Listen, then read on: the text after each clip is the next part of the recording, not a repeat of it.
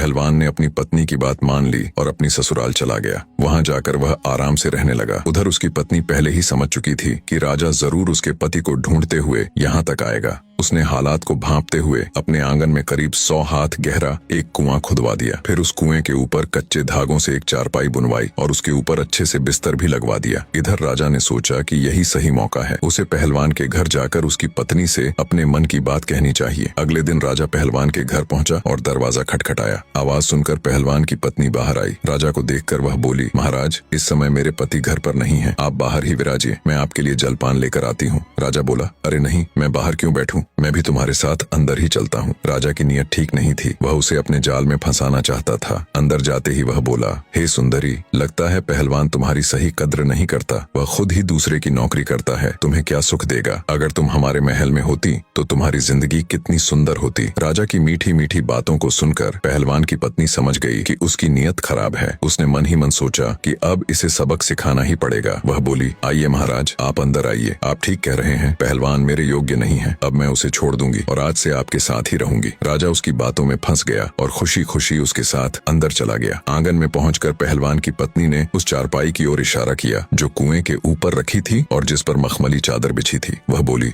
महाराज, आप यहाँ बैठिए, मैं अभी आती हूँ। जैसे ही राजा उस चारपाई पर बैठा, कच्चे धागों से बुनी चारपाई तुरंत टूट गई और राजा सीधे कुएं में गिर पड़ा। उसे काफी चोटें आईं। राजा के गिरते ही पहलवान की पत्नी जोर जोर से हंसने लगी और बोली, महाराज, अब आप इसी कुएं में बैठकर अपना राजपाट चलाइए। ये सुनकर राजा घबरा गया और सोचने लगा, यह क्या हो गया, अब तो मैं बुरी तरह फंस गया। उधर जब 3-4 दिन तक राजा दरबार में नहीं पहुंचा तो मंत्री को चिंता होने लगी। उसने सोचा, महाराज तो पहलवान की पत्नी के घर गए थे, कहीं कुछ गड़बड़ तो नहीं। यह सोचकर मंत्री भी वहां पहुंच गया। दरवाजा खटखटाने पर पहलवान की पत्नी बाहर आई। उसने देखा कि मंत्री खड़ा है। वह बोली, कहिए मंत्री जी, कैसे आना हुआ। मंत्री बोला, मैं महाराज से मिलने आया हूँ, वह 4 दिन से यहीं रुके हुए हैं। पहलवान की पत्नी बोली, नहीं मंत्री जी, वह तो उसी दिन लौट गए थे जिस दिन यहाँ आए थे। ये सुनकर मंत्री मन ही मन खुश हुआ और सोचने लगा, अच्छा हुआ महाराज यहाँ नहीं है, अब मैं इससे अपने दिल की बात कह सकता हूँ। मंत्री बोला, देखो, पहलवान तो अब बचने वाला नहीं है, वह हिमालय के जंगलों में गया है, तुम यहाँ अकेली कैसे रहोगी। आगे क्या हुआ जानने के लिए चैनल को सब्सक्राइब करें और कमेंट में नेक्स्ट पार्ट जरूर लिखें।